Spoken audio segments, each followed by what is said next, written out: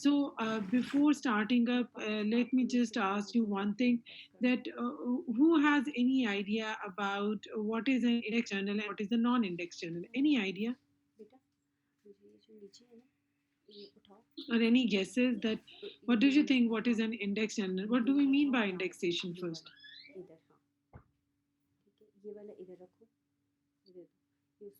Yes. Any idea?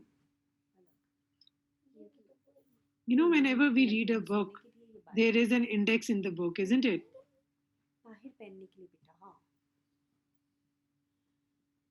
Yes, ma'am.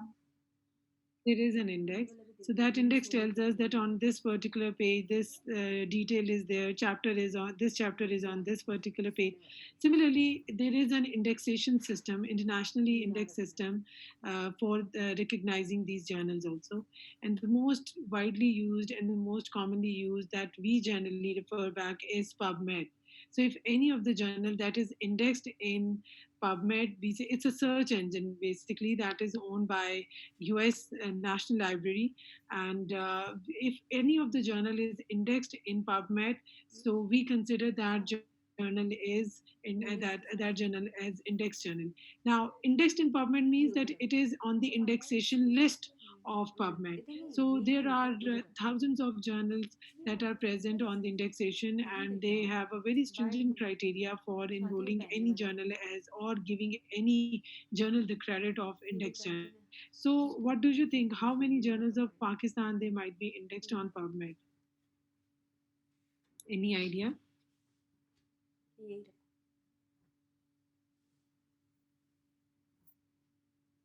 We are publishing more than 2,500 journals per year. So they are releasing their issues. So among these, what do you think? How many journals they might be indexed on PubMed? Any idea? Or even if no idea, you can simply tell me that we don't have any idea. Ma'am, no idea. No idea. In fact, we have that since now we are into this research module, so we should be familiar that there are only three journals which are indexed, health related journals which are indexed on PubMed. One is JCPSP. All those who are doctors or those who are fellows, they must be knowing that this is Journal of College of Physicians and Surgeons of Pakistan, right? It is indexed journal. Another journal that is indexed is JPMA. That is Journal of Pakistan Medical Association. That is also indexed on PubMed. Then there is journal that is Pakistan Journal, Pakistan Journal of Medical Sciences. Now, similarly, there is a journal of Ayub Medical College, JAMC, Journal of Ayub. It was previously indexed, but now it has got no impact factor. Okay, now these are the journals which are indexed in PubMed. So for index, whenever we say index journals, this means that they are in the index list of PubMed. That is a big search engine, as I told you, in U.S. National Library. It is owned by Medline and U.S. Library of Medicine. So, if any of the article is published in these journals, so this means that this is authentic.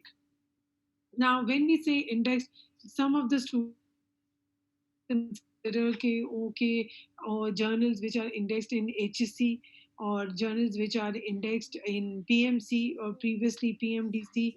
So they are different journals. The journals which are on the index list of Higher Education Commission or journals which are on the index list of PMDC, this doesn't mean that they are internationally indexed also.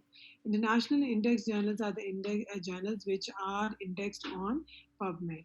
Okay, so otherwise we have hundreds and thousands of journals which are listed or they are indexed in HSC and PMC. Now HSC has got four criteria, right? Now in Higher Education Commission, they have categorized journals into different categories by Z, Y,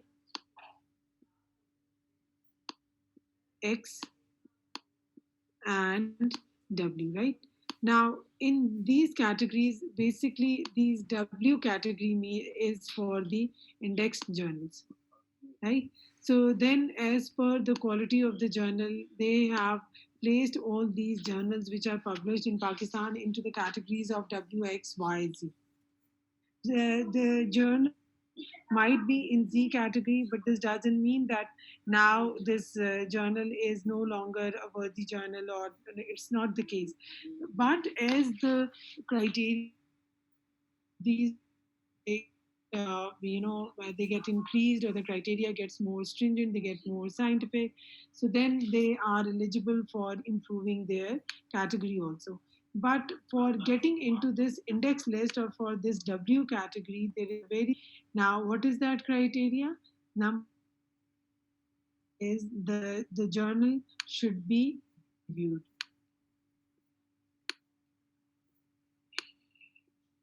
peer reviewed. Okay, now when we say peer,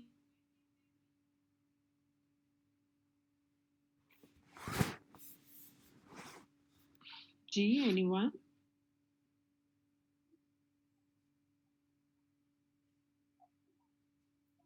G, are you all with me?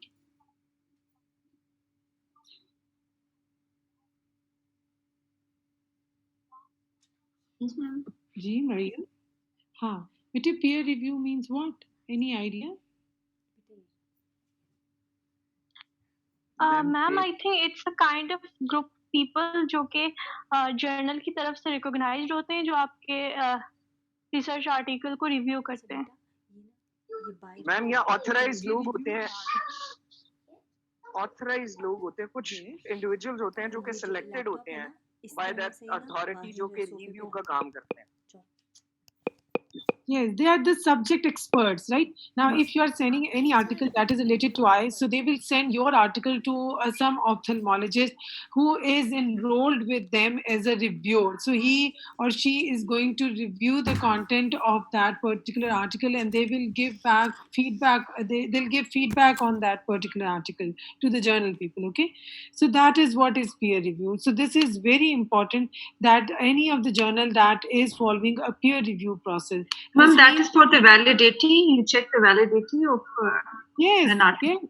yes, it does check that whether the content that is present, is it worth mentioning, it is worth writing, is it novel, is it something new, or the subject related content is going to be reviewed by that particular individual. Okay, so similarly, there are researchers going to give their input on the methodological processes or the scientific methods that have been used. These journals which are in W category, they do have their own statisticians also.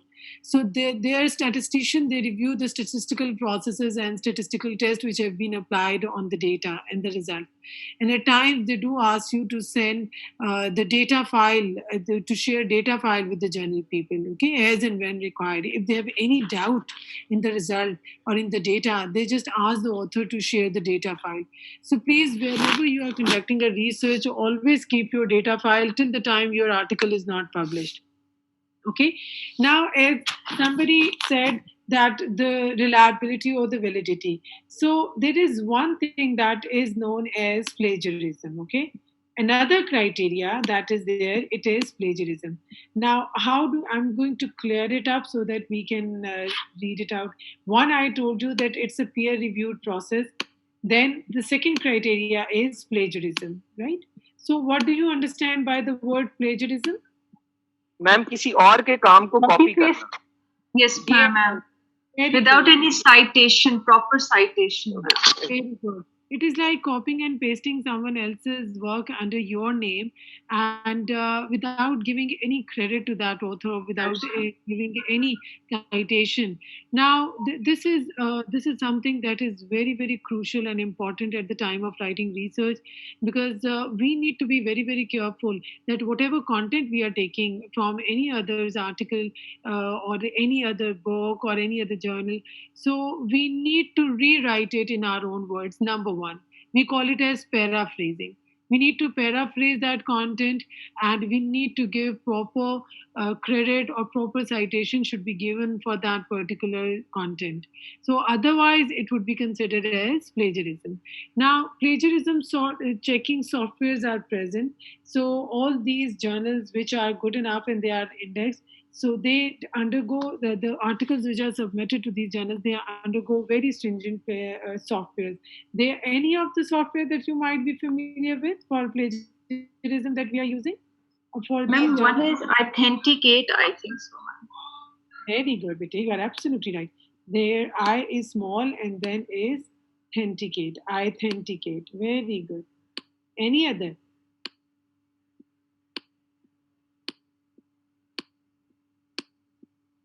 Authenticate is basically the software that is used internationally and it is paid. And the other one that is used most commonly is Turnitin, right? Another one is Turnitin. And then we have some few, they are paid. Like you need to have license. Institutional licenses are basically present because otherwise, on individual basis, we can't really afford the subscription charges and the annual charges that we have to pay for these softwares. So they are basically owned by the institutions like HSC, Qaid Azam University, NUST, and then they create logins for their researchers through that. So it's the institute that owns these softwares, okay? And especially the journals, the good quality journals that I've shared with you, they have their licensure for these softwares. Along with these paid softwares, we have some other softwares available. Otherwise, there are hundreds of softwares. If you just Google free plagiarism checking software, so you'll get multiple softwares coming up on your window. But please be remember that never ever submit your research article. Now, when this means submit means that you have just given whole of your document. There is an option. One option is given that is submit, and the other option is given as copy and paste. So copy your article and then paste it on their window, and they will check the similarity index. We also call it as similarity index.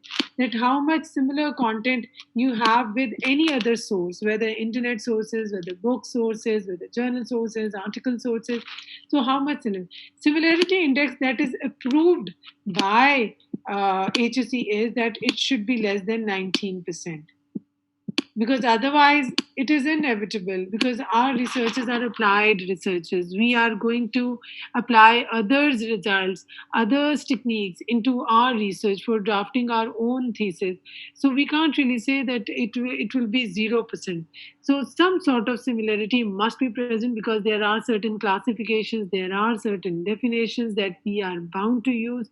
So for that particular reason, the similarity index that is cutoff that is set by HSE should be less than 19%. Okay.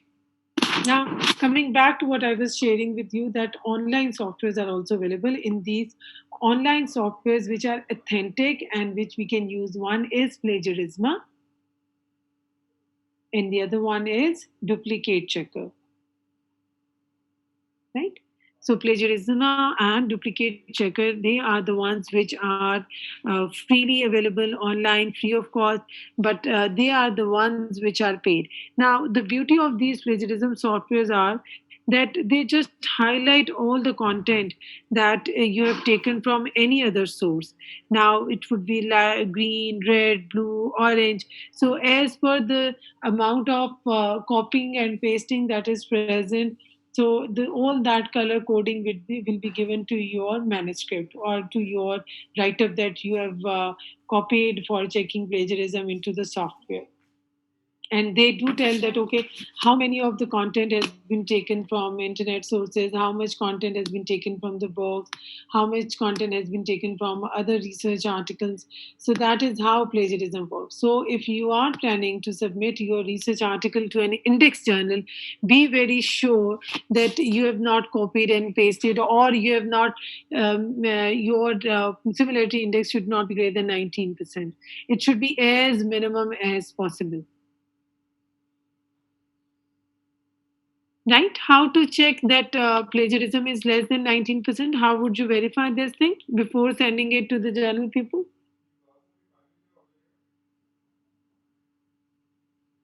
Ji? Through softwares, ma'am? Yes, through these softwares that I've shared with you. So it's wise if you check similarity index yourself before sending it to the journal people, because journal people will definitely check.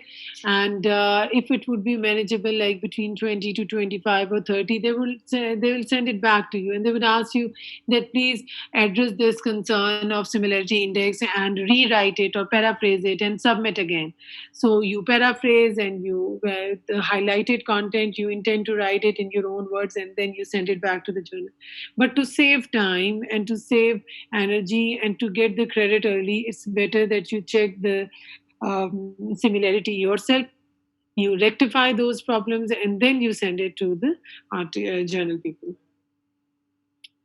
All right. Now, the peer review or plagiarism policy. And then there is another thing that is important for the journals that is known as timeliness. Now, what does this mean, timeliness?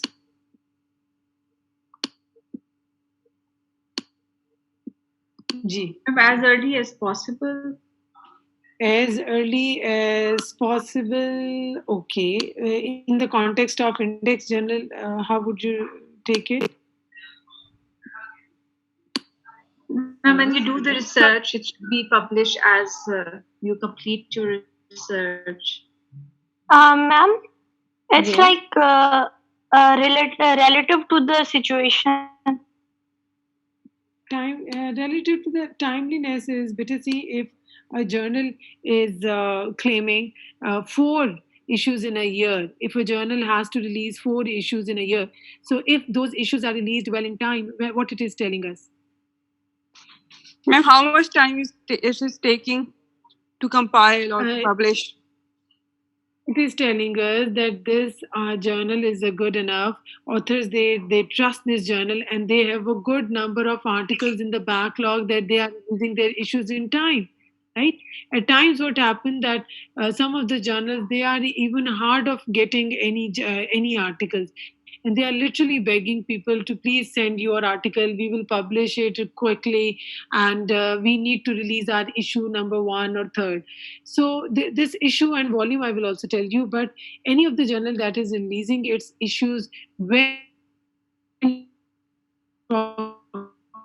indicator that people trust this journal and they have a good number of article backlog and they are releasing their issues. Now, one of my article is published in Pakistan Journal of Medical Sciences in May-June edition, and it is ahead of printing. Now, see, this means that look at the volume of research work that they are getting from the authors. This is such a big number because that issue has yet to come, and the articles that they have been released on SOF. If you just write down SOF, call a tool for assessing dental healthcare services among patients, so you will find that article. It is there on the website. So the timeliness is that how timely a journal is releasing its issues. Now, for an index journal, for a journal to be indexed, they are bound to release quarterly issues. In quarterly issues means that after every, they need to release quarter means 4 issues in a year, right? So after every 3 months, they are releasing 1 issue. Now, issue means the number of times a journal is published in a year, right? Volume is called as the age of the journal. If a journal volume is 32, this means 32 years back this journal started its publishing. Did you get that? Volume is the age of the journal. Age, how long it has been working. For how long? It's been how long that this journal is releasing its issues. Okay, so similar issue, the number of times a journal is releasing its publications in a year. So for a journal to be indexed, it should ideally release 4 issues in a year, quarterly, right?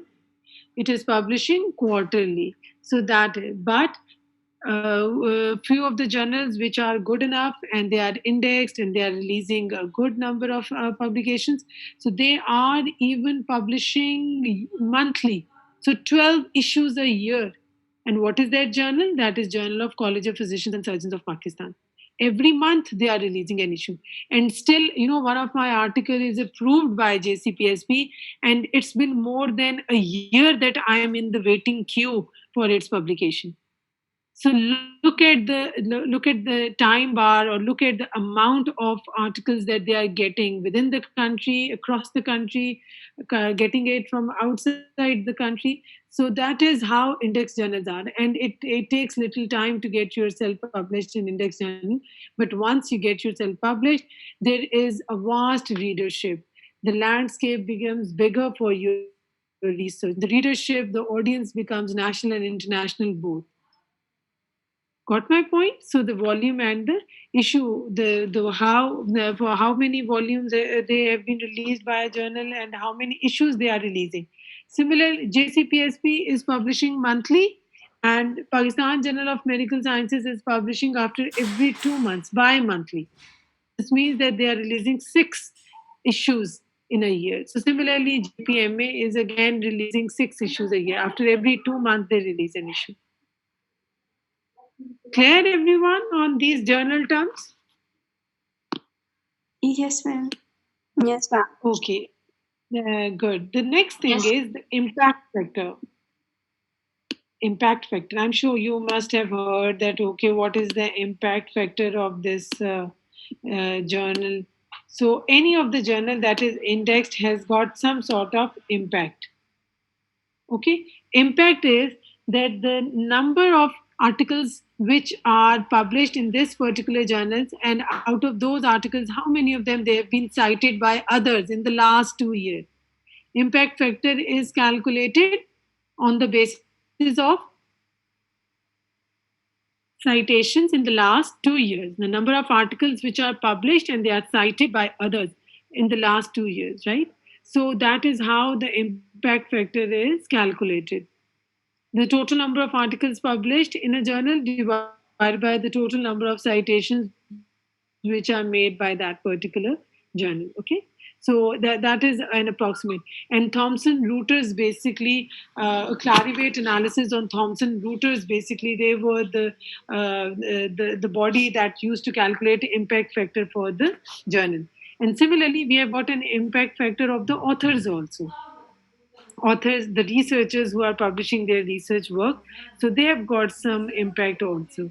So it all depends that how much quality work you have produced, and how much that quality work has been published in index journals also. Right, everyone? Yes, ma'am. Yes, ma'am. Okay. Now, these were the common terms that I wanted you to learn before moving further. So, today we are going to do a very nice a little activity regarding selection of research topic. Okay. So, just take you to my PowerPoint presentation, because there is a set criteria that we are making use of. Let me just open my presentation.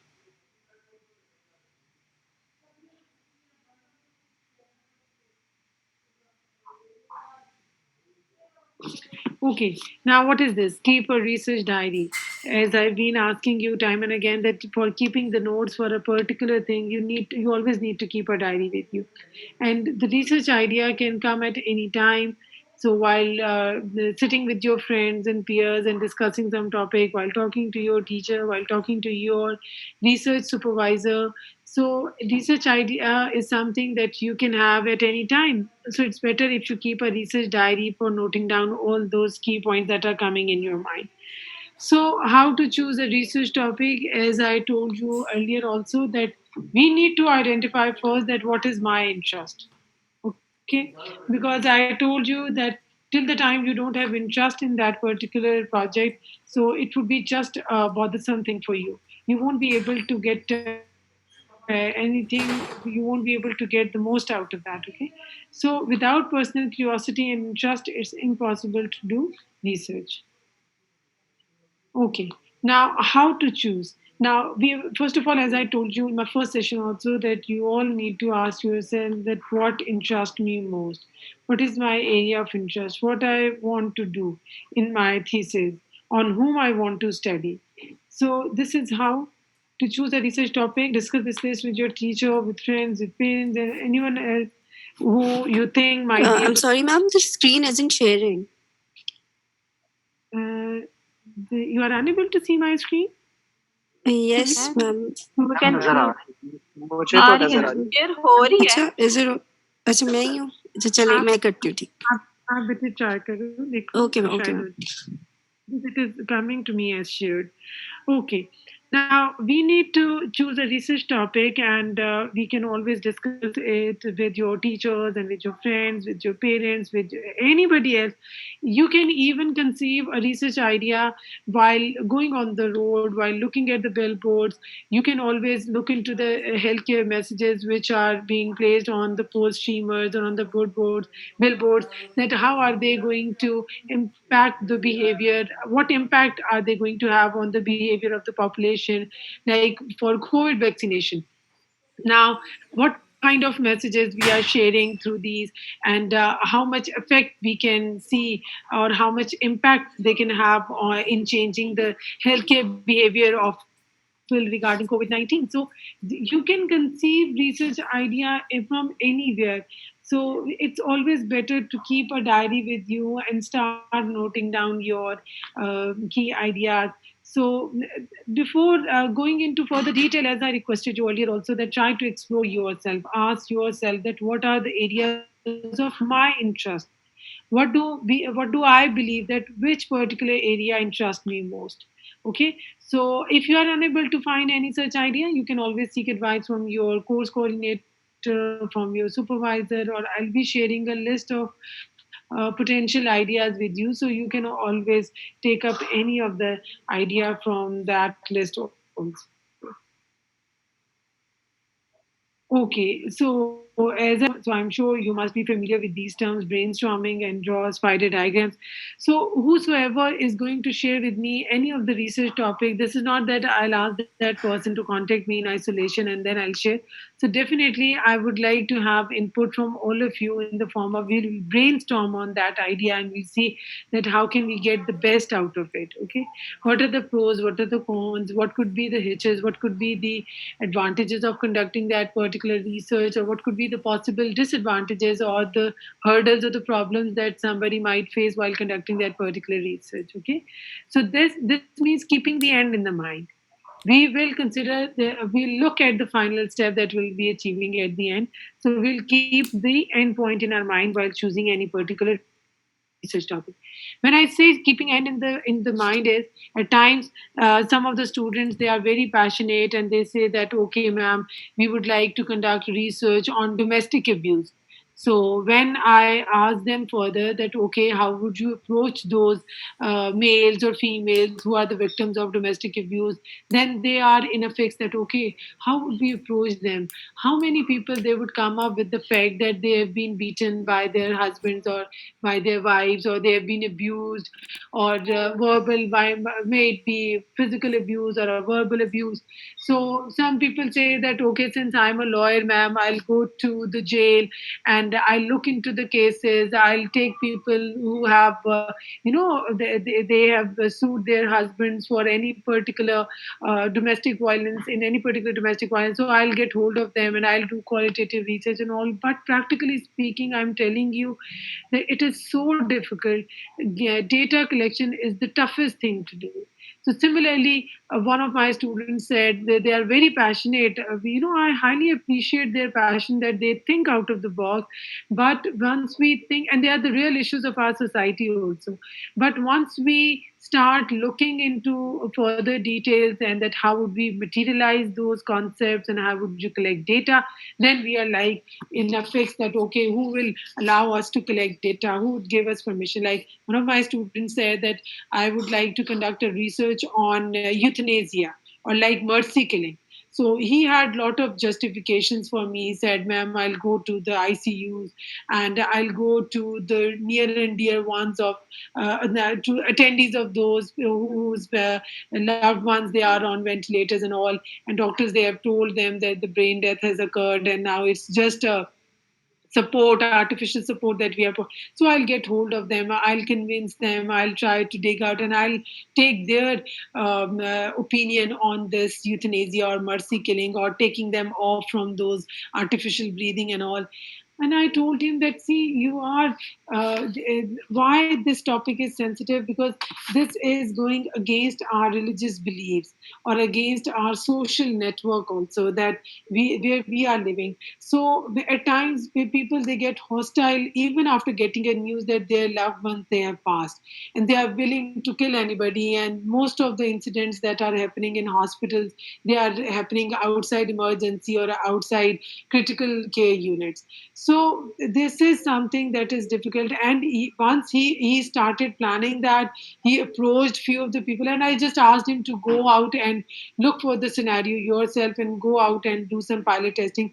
He couldn't even find anybody who was willing to even talk about this, what to talk of taking their opinion on Mercy, right? So whenever we are planning any of the research, like few of the students, they wanted KG will conduct research on sexual assault on female doctors, or teenagers, or anything like that. But practically speaking, these topics, they are very difficult to approach. They are very difficult as far as data collection is concerned. They are very difficult as far as getting the right respondent is concerned, right? So this is not that I'm discouraging you from taking, but I'm just telling you the lived examples or my own experiences with the students, that these topics, they are very sensitive. Whenever you try to probe in your area of interest, we need to keep in our mind that we need to stay practical and doable researches. We need to look for the topics that you are able to finish in these 4 to 5 months. We need to learn how to conduct a good research.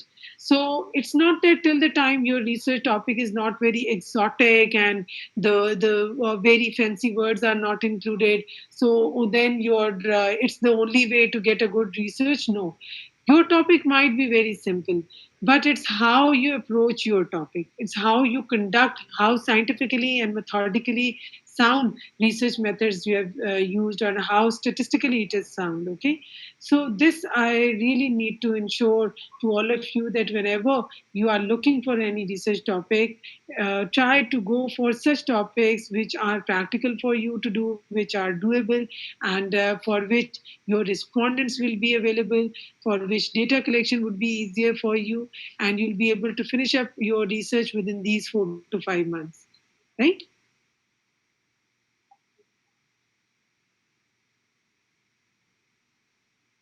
Yes, Yes, ma'am. ma'am.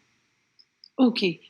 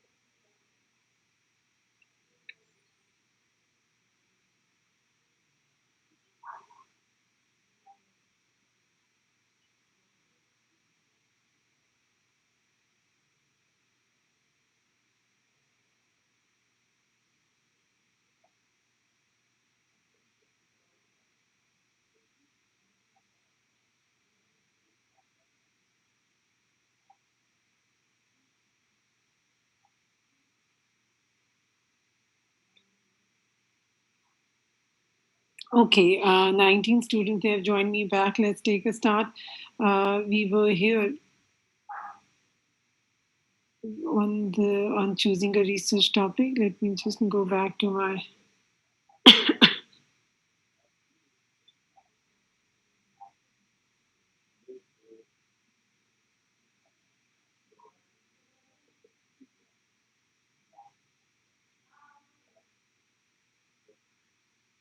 Okay, can you all see my window in this presentation? Yes, ma'am. Right. Now we are going to look into the criteria for selecting a research topic.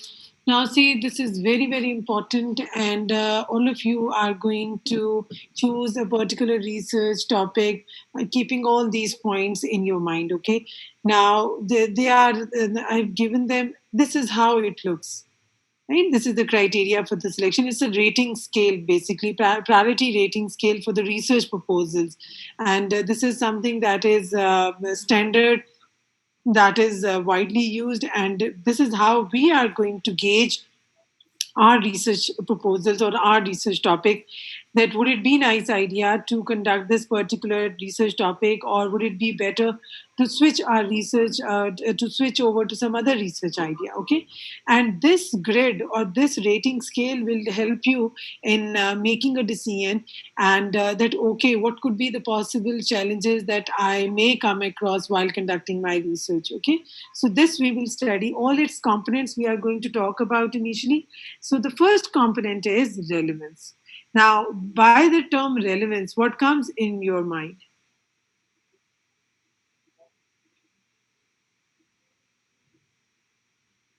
G. Ma'am, for example, whatever topic we have in mind, the questions should be related and should be relevant. What we're trying to ask our respondents. Is that what relevance means? Yeah, relevance means that it These is days, COVID is a very relevant topic these days, ma'am. The vaccination trials and everything very with the well current done. situation. Hmm. Excellent.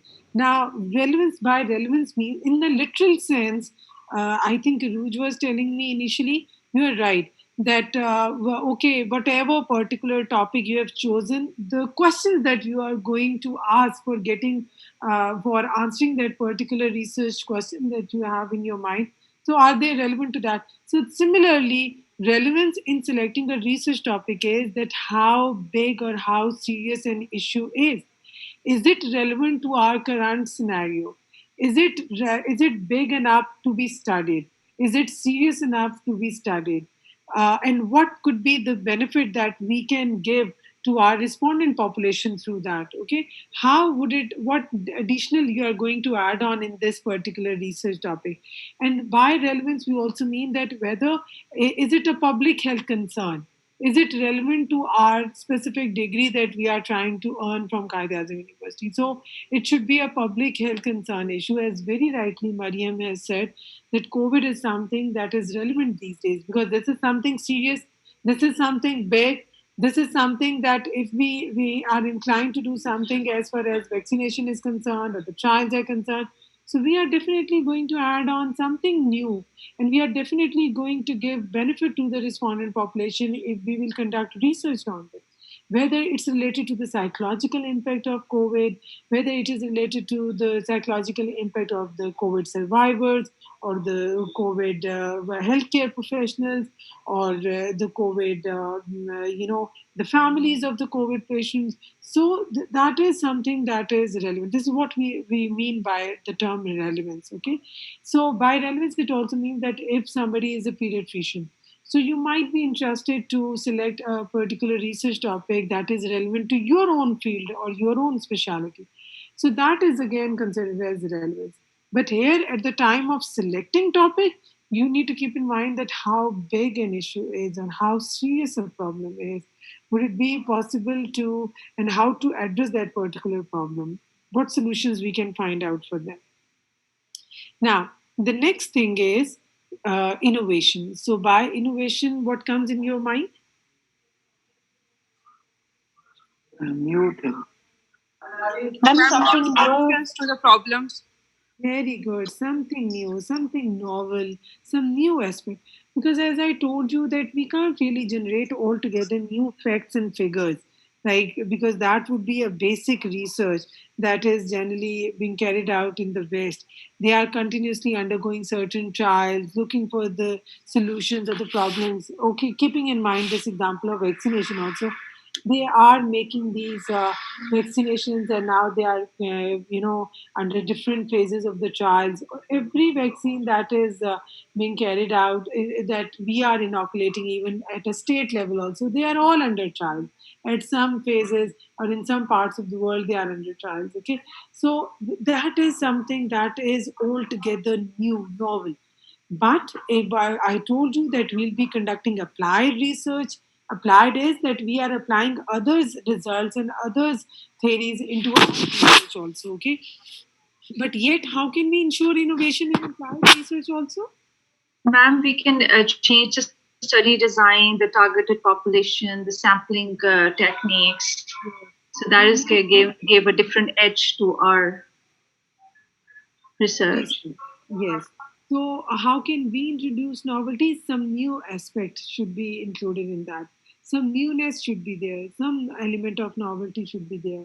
Like how to get that, how to get an idea from previous research that, okay, what innovation I can create in this research.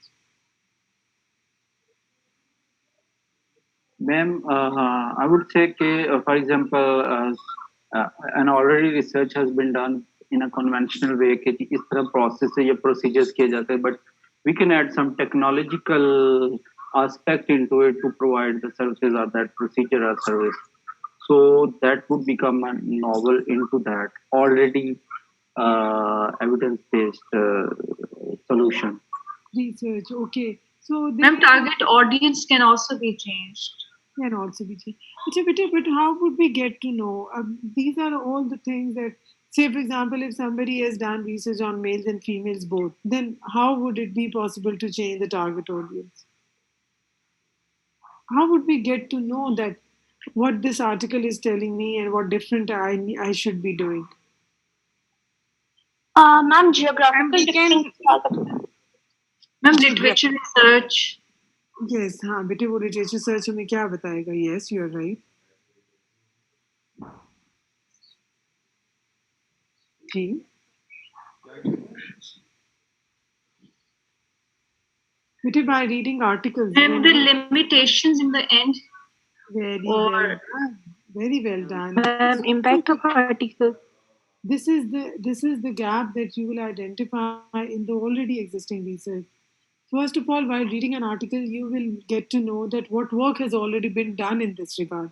What are the facts that they have found out? And all good quality researchers, they do mention in their article at the end of discussion the possible limitations of the research. Now, they are basically the gaps, and those are the gaps that you can fill through your research. Now, they will tell you that, okay, due to the paucity of time, we couldn't just have a big population or a big sample size, or only male gender was accessible. This hospital facility was catering the families of ex-army personnel, say, for example. So this means that obviously ex-army personnel families are coming, so majority would be females. So men, they were not the true representative or true representativeness of males. That was not there. So that is how we are going to learn and understand that, okay, what innovation we can create in our research from this particular research, what different we can create, right?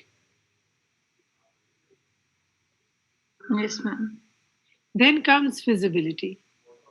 What did you understand about the term feasibility? Ma'am, the material, money, the M's basically. The resources we have. Yes. The time and the manpower and whatever is needed to complete that research. Very well done. This is that how feasible would it be to conduct this research? Now, while conducting the research, most of the students they always keep this thing in their mind that how feasible would it be to carry out this particular research. Patients, I'll be able to find patients. I'll be sitting in my OPD and I'll be getting all the patients myself. So that would be easier. So in this particular time period, that would be feasible for me to conduct the research. Okay. So that is feasibility. Political acceptability. What does this mean?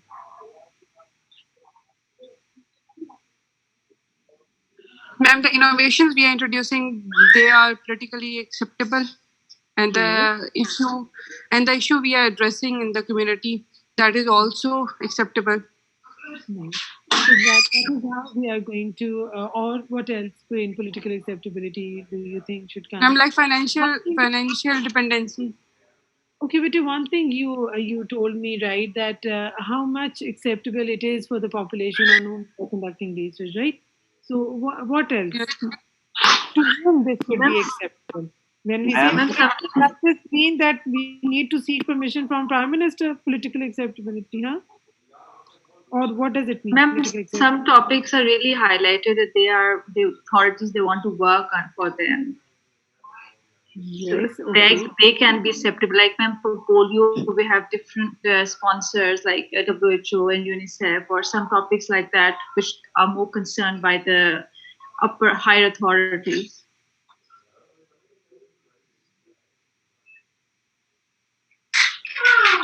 Okay, in political, Gigi.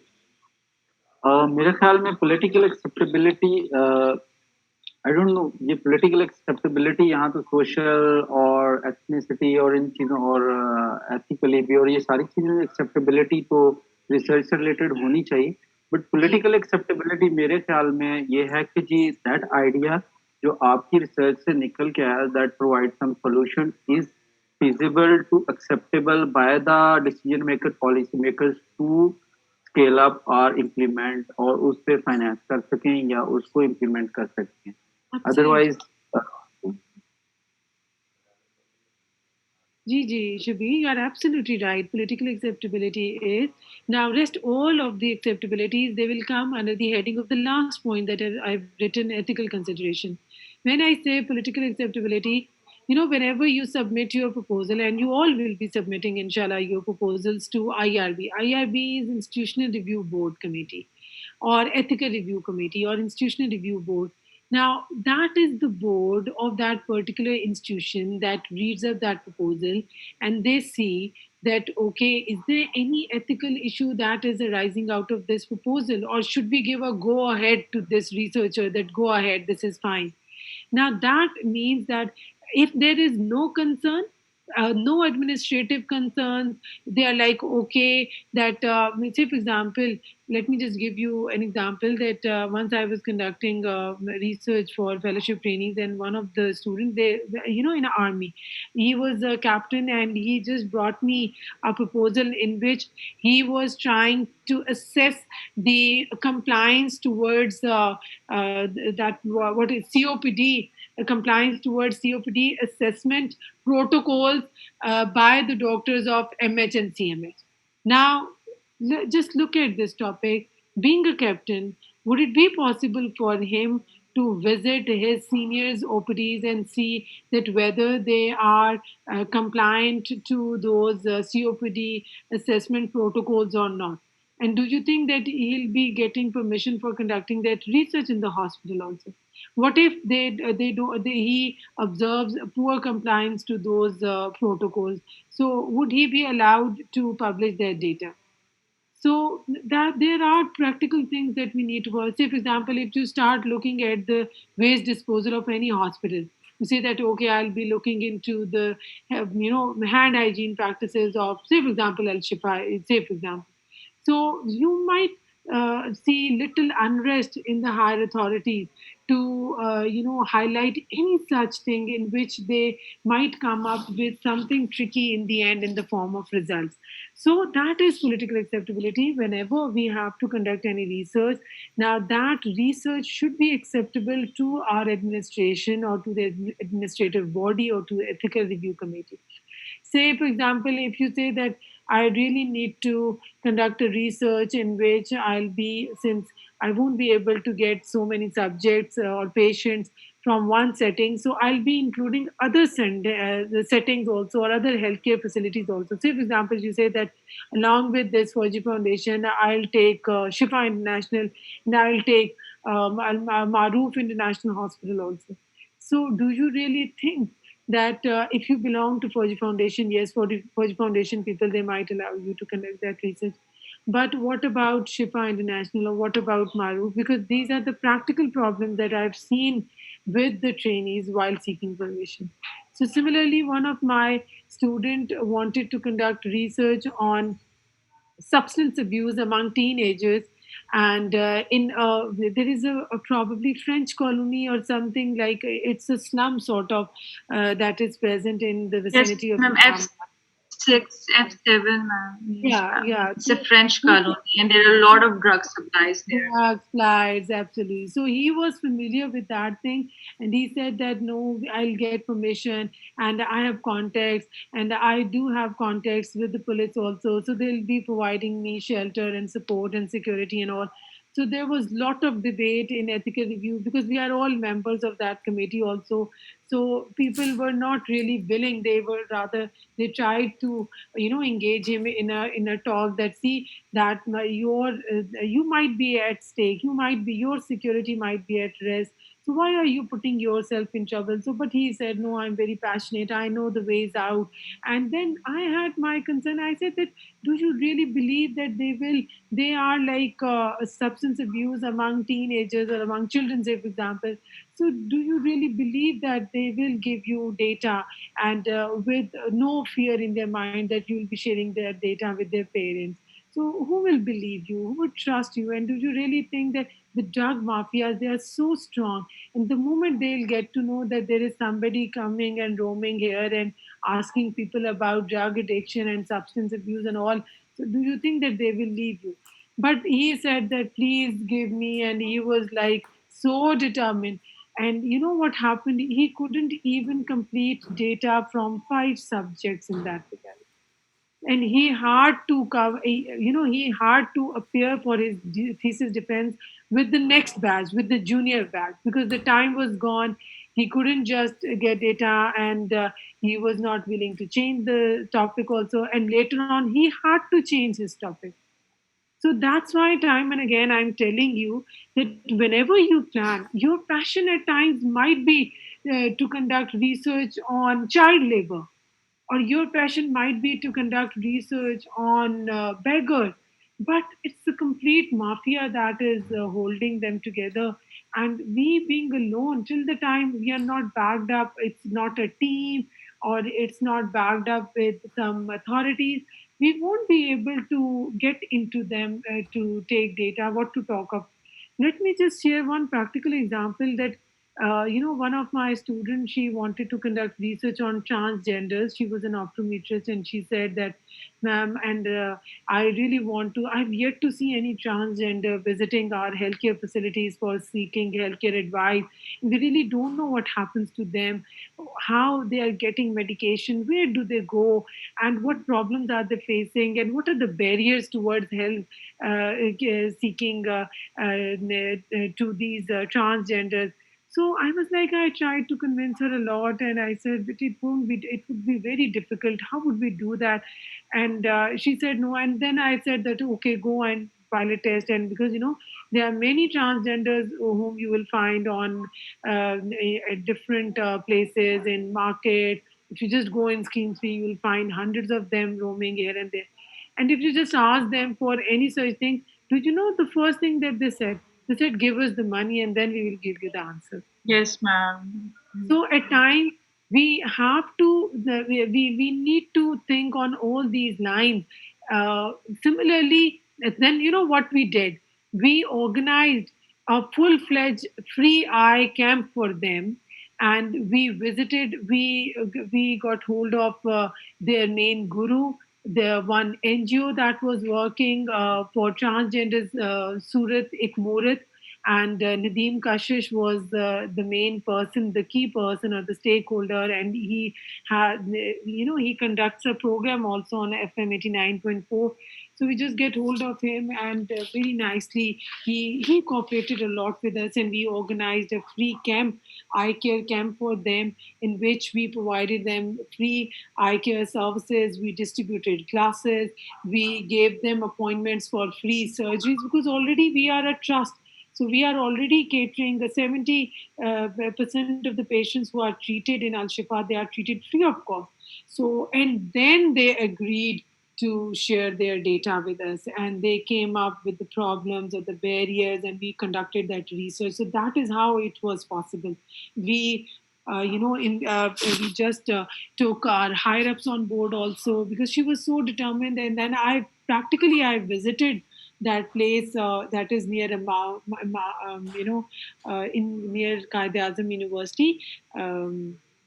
One is Imam Bari Sharif. Imam Bari Sharif, there is a full fledged colony that is resided by these transgenders. And then it was Friday, they just made its announcements, and all of them, they came, and that was very difficult. So similarly, one of my students, she wanted to conduct research on oral hygiene of commercial sex workers, and we were like willing to offer, because we just get hold of these Colgate people, and Colgate people, they were willing to give us their toothpaste, and the tongue depressants, and certain oral gels also, and all that. So we just tried to have an agreement with them that, see, first of all, it's difficult to identify that population. They are very close. But my student said that, no ma'am, I'll be, and looking at her passion, I said, okay, if you can get hold of them, and keeping your safety in mind, that is the first priority. And if they agree, so these are the options. I talked to these Colgate people, and I took them on board, and this is what I could do. But they were asking so much money.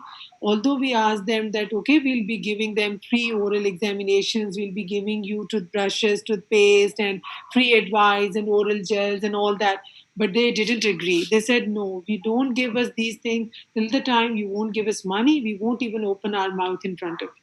So these are the practical issues that generally we face whenever we go out in the field for collecting data. So that feasibility should be in your mind. This is first political acceptability. Yes, it should be in your mind that whether my research proposal would be acceptable to the higher ups of my organization, or if I target any organization, would they allow us to conduct or collect data from their facility? Because once we had to collect data, like for this hand hygiene practices of public and private. One of my Kandil was my student, by the way, so she had that topic, and we just tried to include few other public health sector hospitals. They demanded the copyrights for the data. They said that whatever data you'll collect from our setting, we'll have the copyrights for that data. So giving copyrights for the data means that you are authorizing them that they can make use of that data in their publications. So that we couldn't do, because that was a part of her thesis and her dissertation. So she couldn't just allow them to make use of that data. So these are the practical issues that generally we face whenever we go out for data collection for our dissertation. Right? Now, coming up to the next point, that is applicability. So, what do you think? What is applicability?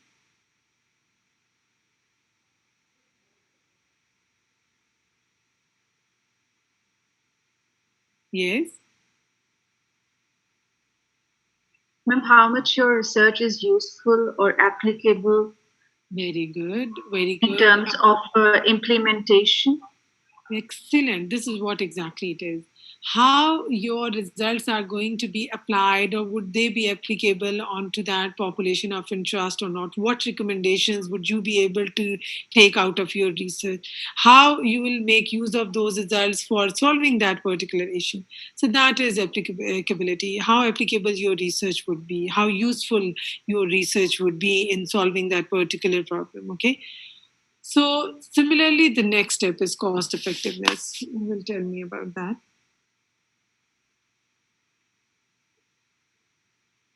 G, what is cost effectiveness?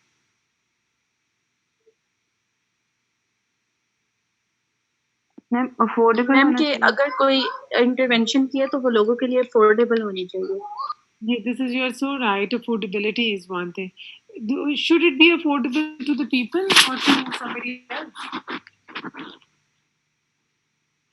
To the researcher himself. Very good. To the researcher. But because whatever research you are conducting, you are the one who is the key person and you are the one who is going to spend money on research. So, if any of the intervention that you are launching and you are expecting that your respondents or subjects they should pay for that particular intervention or test, you are sadly mistaken.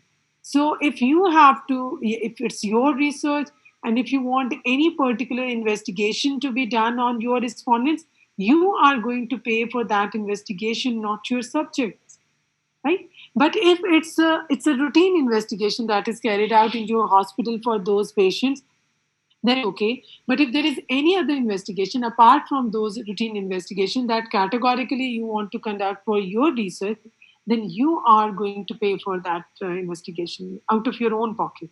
So this you need to keep in mind right from the beginning, that how much money do I have, how much I can spend on this particular research, would it be funded, would it be possible to get any sponsor for this particular research. uh, One of my student in the last, I think in 2 semesters back, he had an agreement with a pharmaceutical company initially, and they were willing to give him kits that are used for assessing STIs among transgenders.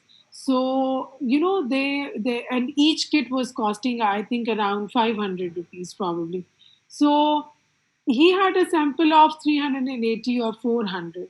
So 400 multiplied by 500, you just imagine that how much was the cost of that project. And after finishing up 100 subjects, that pharmaceutical people, they just they were like taken aback. They said, no, we are no longer going to support that project. And then we had to cut short the number and we had to minimize the subject, and rest of the chunk was covered by the qualitative research. So that these are the issues we really need to be very very sure from the beginning, that feasibility in terms of time, in terms of availability of subjects, in terms of other resources also. As far as money is concerned, you need to be sure that my research is going to be cost effective. It is not going to put burden on my pocket, right? So all these things we need to keep in mind. Ethical consideration. Now here comes all those points that you were sharing with me. Now who will tell me?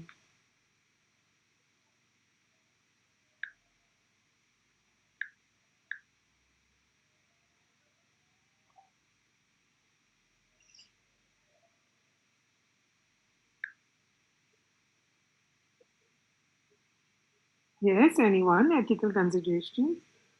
Ma'am ethical consideration जो है वो ये कि एक तो socially वो acceptable हो उस रिसर्च को करना, और दूसरा सोशली, रिलीजियसली और एथनिसिटी के हिसाब से भी वो उस को करना जो है वो एक्सेप्टेबल हो, उस पर कोई मसला ना हो, तो उसको कहते हैं ethical consideration. In addition to that बहुत सारी और एथिकल कंसिडरेशंस भी हैं, जैसे एथिक्स ऑफ रिसर्च में आ जाती हैं कि जी वो टॉपिक है वो उसका फायदा हो, उसके नुकसानात, उसको करने से फायदे हो, नुकसानात कम से कम हो, और जो सब्जेक्ट्स हैं या जो उसमें इन्वॉल्व हैं लोग, उनको नुकसान कम से कम हो, लॉसेस कम से कम हो, कोई इस तरह की चीजें। Yes, ma'am. Benefit of the researcher and the respondent. Yes. So, how do we ensure these ethical considerations in our research? Non-confidentiality का होगा. Very well done, Bete. Excellent. So, how do we get that? How do we make sure? How do we take it from our respondents? Ma'am, consent form hota hai, ma'am. So we check everything from them. Very good. Very good. Sign it, both the parties sign. Yes, very good. This is what I wanted to hear. Informed consent. The way Shabir Saab told us that unko risk ka pata hona chahiye, benefits. So that risk benefit analysis you also do, or you weigh and balance these two things, and you tell them categorically. Like if it's a surgery, it's a surgical procedure. So you tell them categorically that what could be the benefits or what could be the disadvantage of undergoing that surgery. Similarly, in informed consent, as somebody told me very rightly in the beginning, the confidentiality, we ensure the confidentiality of the respondents and we make a statement that your identity will be kept confidential. None of the information will be shared with anybody else. So, all these points, your participation would be purely voluntary. You won't be forced for getting any particular responses. So, that is basically your informed consent. Okay.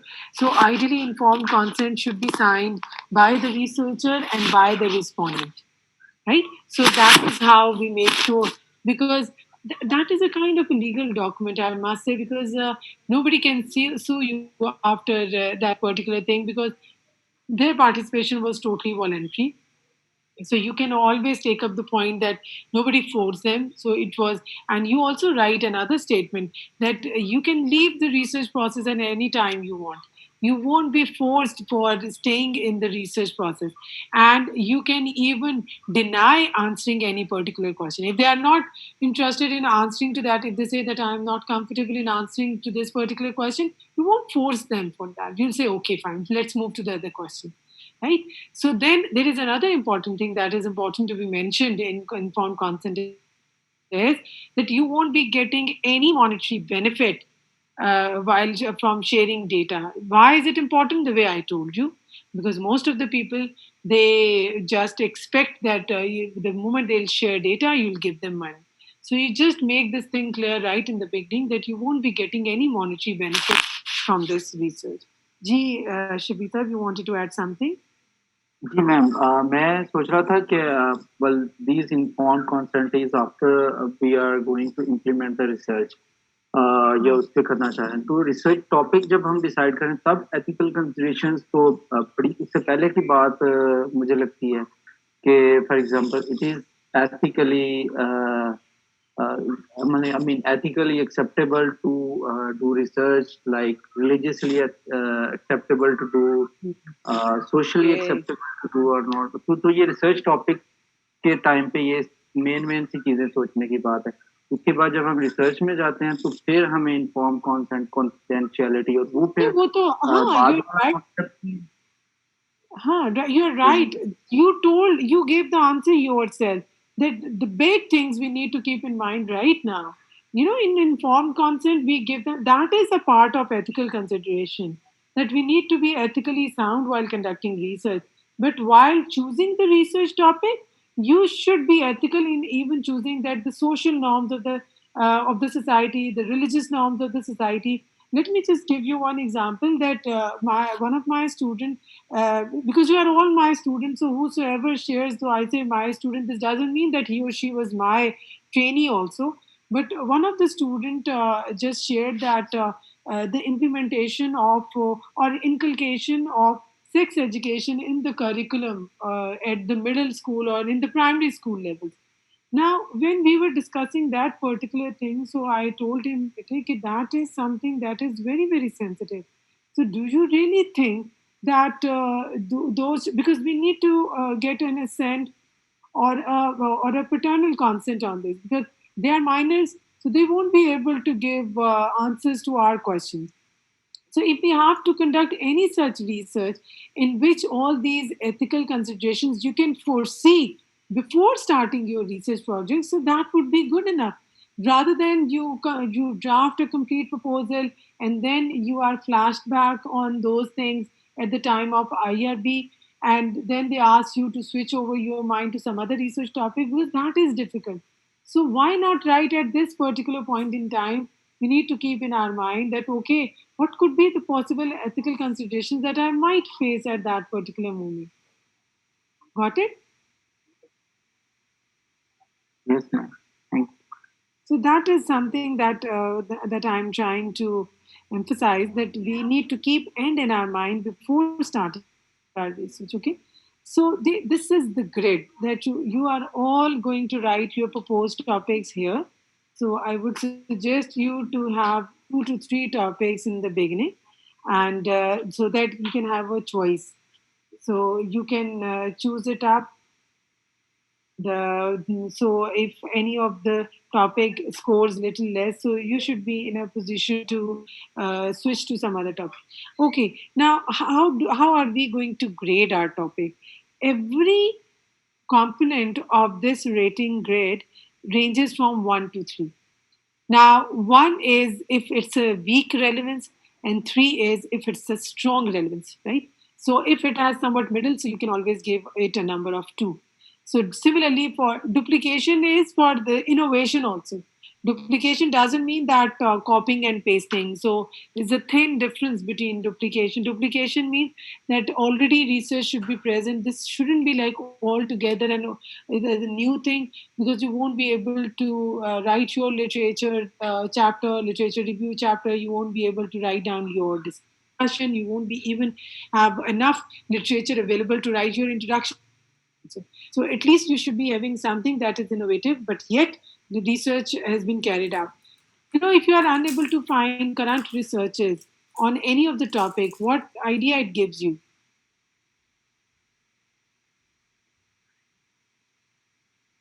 Ma'am या तो वो topic जो है वो बहुत irrelevant है, और that is not I mean continued के जी लोग जो है वो उस पर रिसर्च कर रहे हैं, not important, not relevant also. And what else? That it might have been a proven fact now. Yes. Right? So Yes, that is why. So, and if you are able to find current researches on the topic, very latest also, so you will get an idea that okay, this is something that is in vogue even today. People are searching it. People are. It is interested enough. It is good enough to be researched and to conduct your own research proposal on it. So that is how we gauge any of the research topic. So similarly for feasibility 1 to 3, political 1 to 3, applicability. So we really need to gauge every topic on these lines from a score of 1 to 3. So similarly for cost effectiveness and ethics also. So for this duplication or innovation, I must say that you need to have some score of 2 or even 3. If there is 1, so this means that there is little duplication or little innovation that is present. So we should think of something else. Okay. So how big is the problem? Who is affected? How severe? As I told you earlier. So these are term by term duplication. So in the reality, this topic has already been researched or not. So if it has been already researched, this is again going to stand that this is something important and people are conducting research on this topic. So the next is feasibility. So consider the resources which are required for conducting this research in terms of time, availability of respondents, money, and all resources which are political. So whether it is going to get support from the authorities, would it be interested enough, or they would straight away say that no, move to some other topic.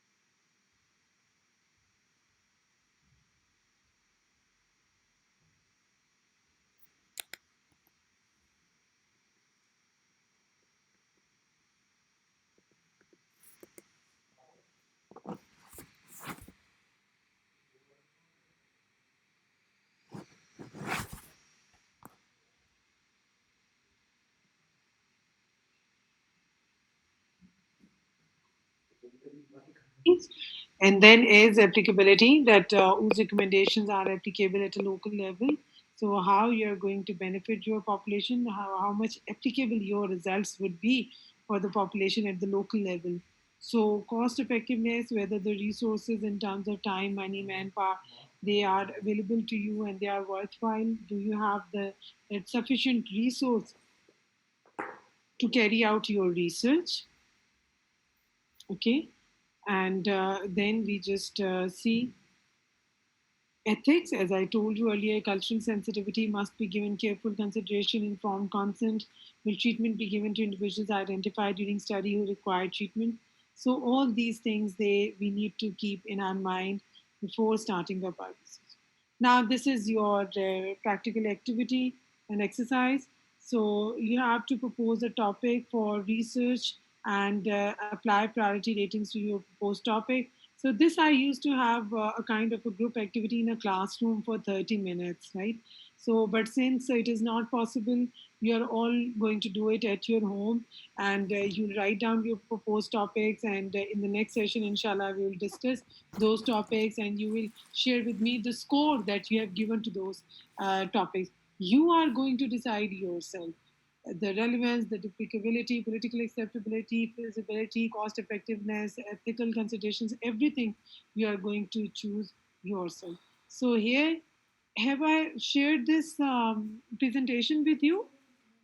No, I think I No, haven't yet. ma'am. Yeah, I'll share it. Today, inshallah, I'll share it with you. So, rating scale, as I told you earlier, that it ranges from 1 to 3. 1 is low, 2 is medium, and the third is high. So, this means that the total score, the highest score could be 21. So, it all depends that how much score you are going to give against each and every component. So, this is how we will do. And we will just carry out this activity in the next session. Once you will bring me all your intended research topics, the topics of your interest, and we'll carry out this activity. So, as far as today's session is concerned, if there is any question that you want to ask me, please feel free to ask.